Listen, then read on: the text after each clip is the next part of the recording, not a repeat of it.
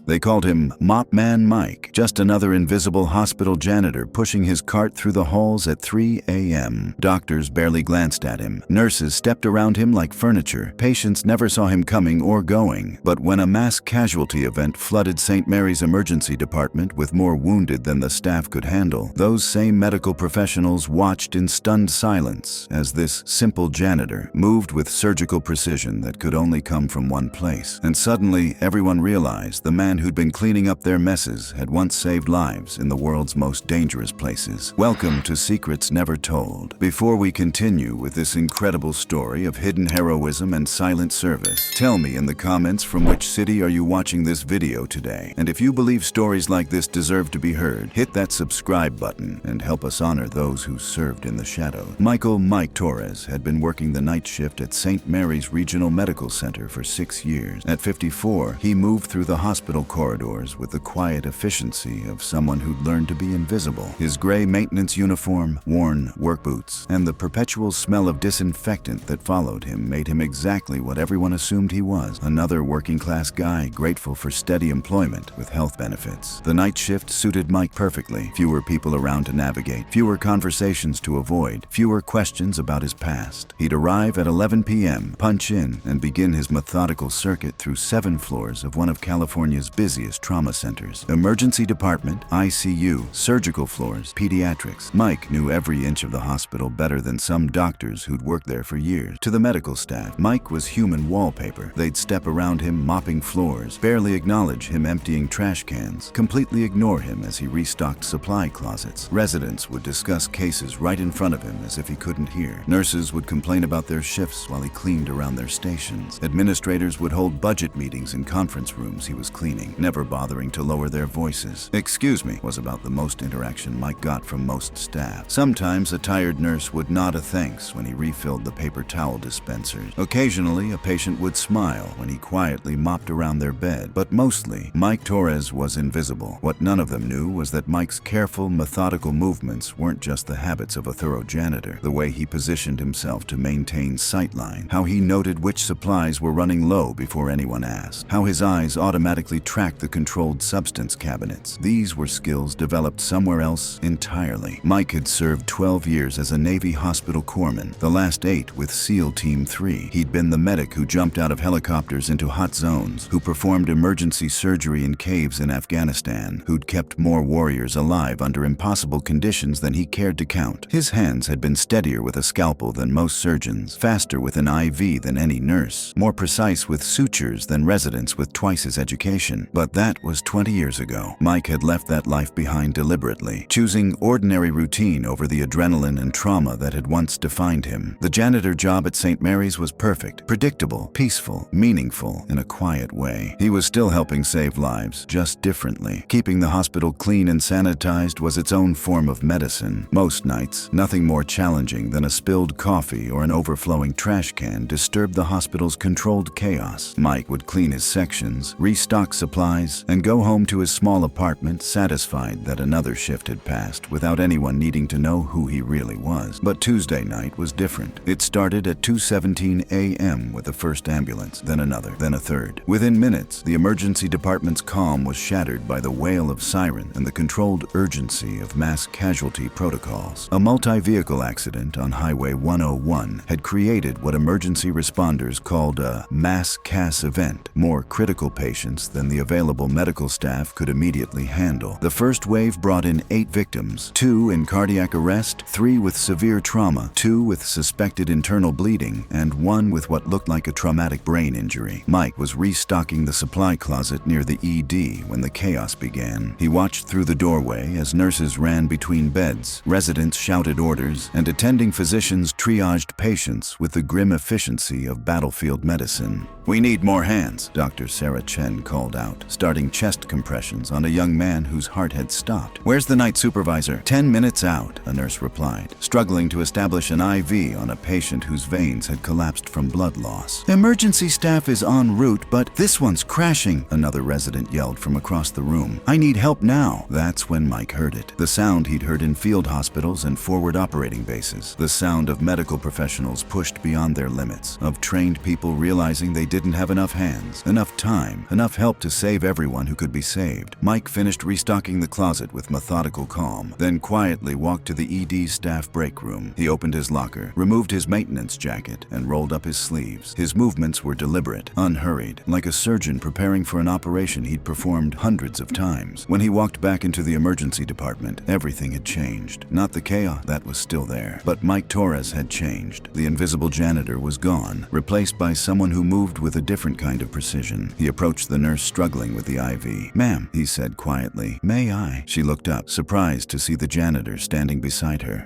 This isn't really. I've got experience," Mike said simply, extending his hands. They were steady, confident, surgeon steady. Something in his tone made her step aside. Mike took one look at the patient, dehydrated, in shock, veins collapsed, and made a judgment call. He palpated the patient's neck, located the external jugular vein, and with movements so fluid they seemed choreographed, established a central line that would have impressed trauma surgeons. "How did you?" the nurse began. "Hospital corpsman," Mike said, already moving toward the next bed where Dr. Chen was performing CPR. "Navy, long time ago." Dr. Chen's arms were shaking with exhaustion after 15 minutes of continuous chest compressions. Mike appeared beside her like a ghost. "Doctor, I can take over compressions. You focus on medications." "You're the janitor," she gasped, not stopping her rhythm. "Hospital corpsman, Fleet Marine Force," Mike replied, positioning his hands. "8 years with special operations. I've got this." Dr. Chen looked into his eyes for half a second and saw something that made her decision easy. She stepped aside. Mike's compressions were textbook perfect. Proper depth, perfect rate, allowing complete chest recoil between compressions. His movements had the smooth efficiency of someone who'd performed CPR in helicopters in burned-out buildings under enemy fire. "Continue medication protocol," Mike said calmly. "I'll maintain compressions until we get rhythm back." By now, other staff members had begun to notice. The janitor they'd ignored for 6 years was moving through the emergency department like he belonged there. More than belonged, like he was running it. When another patient began hemorrhaging from a chest wound, Mike was there before anyone else noticed the blood. "This is a pneumothorax," he told the resident. "You need to decompress now." I've never done an emergency chest tube," the young doctor admitted. "I have," Mike said, "hundreds of times. Talk me through your hospital's protocol and I'll guide you." Under Mike's steady instruction, the resident successfully placed the chest tube, saving the patient's life. Mike's hands moved with the kind of confidence that only came from experience. Not textbook experience, but the kind earned in places where mistakes meant body bags. As the minutes passed and more emergency staff arrived, Mike gradually faded back into the background, but not before he'd helped stabilize 5 patients, taught 2 residents emergency procedures they'd only read about, and demonstrated IV techniques that had several nurses taking mental notes. The emergency department finally stabilized around 4 a.m. All 8 patients were alive and stable. What should have been a catastrophic night for St. Mary's had become a case study in effective emergency response. Dr. Chen found Mike in the hallway, back in his maintenance uniform, mopping the floor where blood had been tracked from the ambulance bay. "Mike," she said, approaching him slowly, "what you did in there, that wasn't basic first aid." Mike looked up from his mop. "No, ma'am, it wasn't. Navy Hospital Corpsman, Fleet Marine Force, Special Operations," she repeated his words. "That means you served with Marines in combat." "I did," Mike confirmed. 12 years, 3 deployments to Afghanistan, 2 to Iraq. Trauma medicine in forward operating bases and field hospitals. Dr. Chen stared at him. "You've been working as a janitor for 6 years. With your experience, you could be running trauma centers." Mike returned to his mopping. "Different life, different time. But why?" she pressed. "Why not use your training? Why not work in medicine?" Mike paused in his mopping, leaning on the handle. "Doctor, I spent 12 years putting people back together in places where they weren't supposed to survive. I've operated on 17-year-old Marines with their guts hanging out, performed amputations without anesthesia, done surgery by flashlight in caves while mortars fell outside." He resumed mopping. "When I got out, I needed quiet. I needed ordinary. I needed to help people without the adrenaline, without the life or death pressure. Keeping this place clean keeps people alive too, just differently." Dr. Chen nodded slowly. "But you still have the skills. You proved that tonight." "Skills don't fade," Mike agreed. "Neither do instincts. When people needed help, I help. That's what we do. We, corpsmen, combat medics, we don't retire from caring about people. We just find different ways to serve." The next day, word spread through St. Mary's like wildfire. The janitor who'd helped save 8 lives wasn't just a janitor. Videos from the security cameras showed Mike moving through the emergency department with surgical precision, establishing IVs with one hand, instructing residents with the calm authority of someone who'd trained trauma surgeon. Hospital administrators called meetings. Medical staff asked questions. Mike Torres, who'd been invisible for 6 years, suddenly found himself the center of attention he'd specifically tried to avoid. Mike, Dr. Patricia Williams, the chief of staff, called him into her office the following evening. "We need to talk." Mike sat across from her desk, still in his maintenance uniform, still carrying the quiet dignity that had made him invisible for so long. "Last night," Dr. Williams began, "you performed emergency medical procedures that saved lives. Procedures that required training, certification, licenses we didn't know you had." "I don't have current certifications," Mike said honestly. "My military training expired years ago. I'm not licensed to practice medicine in California, but you have the knowledge, the experience, the skills we desperately need." She leaned forward. "Mike, we're short-staffed in our trauma department. We have residents who've never seen the kind of injuries you've treated hundreds of times. We have nurses who could learn techniques from someone with your background." Mike shifted uncomfortably. "Ma'am, I appreciate the sentiment, but I like my job. I'm good at my job. You could be our emergency department training coordinator," she continued. "Work with residents, train nurses in combat trauma techniques, help us prepare for mass casualty events. Keep your night shift if you want, but share your knowledge with people who need it." Mike was quiet for a long moment. What happened last night was instinct. When people are dying, you help. That doesn't mean I want to go back to medicine full-time. Not full-time medicine, Dr. Williams clarified. Full-time, helping people learn to save lives, teaching what you know to the next generation of emergency medical professionals. That night, Mike walked his usual rounds with unusual weight on his mind. For 6 years, he'd found peace in the invisible routine of cleaning and maintaining. But last night had reminded him that some skills were too valuable to keep hidden, some knowledge too important to take to the grave. 2 weeks later, Mike Torres began what St. Mary's officially called the Emergency Response Training Program. Unofficially, the residents called it Combat Medicine 101 with the janitor. Mike still worked his night shift, still mopped floors and emptied trash cans. But twice a week, he also taught. Small groups of residents and nurses gathered in conference rooms where Mike shared techniques learned in field hospitals, procedures developed under fire, approaches to trauma medicine that textbooks couldn't teach. In Afghanistan, Mike would tell them, "We didn't have the luxury of perfect conditions, no steady power, no unlimited supplies, no backup if things went wrong. You learn to improvise, to prioritize, to make decisions with incomplete information." His students learned to establish IVs in collapsed veins, to recognize trauma patterns from combat medicine, to work efficiently under pressure. But more than techniques, they learned something harder to quantify: the calm confidence that came from being trained by someone who'd been tested in the world's most challenging medical environments. The program's reputation spread. Other hospitals sent staff to observe. Military medical training facilities invited Mike to guest lecture. Medical journals wrote articles about innovative trauma training based on combat medicine experience. Mike declined most of the attention. He wasn't interested in fame or recognition, but he was interested in making sure that the knowledge he'd gained at such a high price could help save civilian lives too. One evening, as Mike finished his rounds and prepared to start a training session, he passed the emergency department where everything had started. Dr. Chen was working with a young resident, practicing the IV technique Mike had demonstrated that first night. "Remember," Dr. Chen was saying, "sometimes the traditional approach isn't possible. That's when you use what Mike calls field medicine. Whatever works to save the life in front of you." Mike smiled slightly and continued toward the conference room where a dozen medical professionals waited to learn from a man they'd once seen only as a janitor. 6 months after that first chaotic night, Mike's program had evolved beyond anyone's expectations. The Emergency Response Training Program wasn't just teaching techniques anymore. It was changing how St. Mary's approached trauma medicine entirely. Dr. Chen had become Mike's strongest advocate, often telling colleagues, "That man taught me more about emergency medicine in one night than I learned in 2 years of residency." She'd begun implementing protocols Mike had suggested, techniques adapted from battlefield medicine that were saving lives in civilian settings. The program had attracted attention from across California. Military hospitals sent their corpsmen to observe Mike's training methods. Civilian trauma centers requested consultations on mass casualty preparedness. Medical schools invited him to lecture, though Mike usually declined, preferring to teach his small groups where he could focus on practical skills rather than theory. One evening, as Mike finished cleaning the ICU, he encountered a familiar face. Marcus Rodriguez, one of the residents from that first night, was standing outside a patient room, looking exhausted and defeated. "Rough case?" Mike asked, recognizing the look he'd seen in countless young medics over the years. Marcus nodded. "Motorcycle accident. 22 years old. We've been working on him for 3 hours. floors. Dr. Peterson says we've done everything we can, but he shrugged helplessly. Mike set down his mop and looked through the room's window. The patient was surrounded by machines, his injuries severe but not necessarily fatal. Mike had seen similar cases in field hospitals, warriors who'd survived explosions that should have killed them. What's the primary concern? Mike asked. Internal bleeding. We can't find the source. Surgery found multiple small hemorrhages, but nothing that explains the blood loss we're seeing. Mike was quiet for a moment, thinking. In Afghanistan, we saw this pattern with blast injuries. Multiple micro tears in organs that don't show on imaging. The bleeding stops and starts unpredictably. How did you treat it? Continuous monitoring, blood products, and patience. Sometimes the body heals itself if you give it time and support. Mike paused. But there's a technique we used. Temporary balloon occlusion of the aorta. Bought time for the organs to self-repair. Marcus's eyes widened. That's not standard protocol here. It's not standard protocol anywhere unless you're desperate, Mike replied. But desperate sometimes works. 20 minutes later, Marcus was presenting the technique to Dr. Peterson, who listened with skepticism that gradually turned to interest. Where did you learn about this approach? Mike Torres, our training coordinator. He says it's a combat medicine technique. Dr. Peterson found Mike in the hallway. Mr. Torres, Dr. Rodriguez tells me you have experience with aortic balloon occlusion in trauma patients? I do, Mike confirmed. Performed it 17 times in field conditions. 15 survivors. Not perfect odds, but better than certain death. Walk me through it. For the next hour, Mike guided the surgical team through a procedure he'd learned in a combat hospital outside Kandahar. His hands remained steady as he described each step, his voice calm as he explained the risks and benefits. The patient survived. That night marked another shift in how the hospital saw Mike Torres. He wasn't just the janitor who taught emergency techniques anymore. He was a resource, a living library of medical knowledge earned in places most civilian doctors would never see. Dr. Williams called Mike into her office the next week. The board has approved a new position, she said. Director of Emergency Medical Training. Full benefits, competitive salary, your own office. Mike considered the offer while looking out her window at the parking lot where he'd parked his old pickup truck every night for 6 years. Would I still work nights? You'd set your own schedule. Day shifts, night shift, whatever works best for your teaching responsibilities. And the maintenance work? Dr. Williams looked puzzled. Mike, you'd be a full-time medical training director. You wouldn't need to clean floors anymore. Mike was quiet for a long moment. Dr. Williams, I appreciate the offer, but I like cleaning floors. I like the quiet time, the routine, the way it keeps me grounded. What I don't like is when good people die because they don't know something I could have taught them. So what are you proposing? Let me keep my night shift. Let me keep my maintenance responsibilities, but expand the training program. More classes, more techniques, more knowledge transfer. I'll take the title and the responsibilities, but I want to stay connected to the work that brought me here. Dr. Williams smiled. Mike Torres, you might be the only person I've ever met who got promoted and insisted on keeping his old job too. It's not about the job, Mike replied. It's about the mission. The compromise worked perfectly. Mike continued his night rounds, but now his maintenance cart included medical training materials alongside cleaning supplies. He'd mop a floor, then teach a resident how to perform emergency cricothyrotomy. He'd empty trash cans, then demonstrate advanced IV techniques to nurses. The program grew. Other hospitals sent staff to train with Mike. Military medical units requested consultation on civilian applications of combat medicine. Medical journals published papers on innovative trauma training based on battlefield experience. But Mike's favorite part remained the small moments, teaching a scared resident that confidence came from preparation, showing a nurse that sometimes breaking protocols saved lives, or demonstrating that experience earned in war could heal in peace. 1 year after that first chaotic night, Mike received an unexpected visitor. Captain James Walsh, a Navy medical officer, found him cleaning the emergency department at 3 a.m. Hospital Corpsman Torres, Captain Walsh approached with the respect due a senior enlisted man. Mike looked up from his mop, immediately recognizing military bearing. Just Mike now, sir. What can I do for you? I'm Captain Walsh, Navy Medical Corps. I wanted to personally thank you for your service and ask if you'd consider something. Sir, we're developing new trauma training protocols based on lessons learned from Iraq and Afghanistan. Your program here has attracted attention at the highest levels. We'd like you to help design training curricula for military medical personnel transitioning to civilian practice. Mike continued mopping while he considered. How would that work? Consulting basis. Help us document techniques you've developed. Create training materials. Maybe occasional instruction at Naval Medical Center San Diego. Would I need to leave here? Absolutely not. This place has become a case study in effective military-civilian medical knowledge transfer.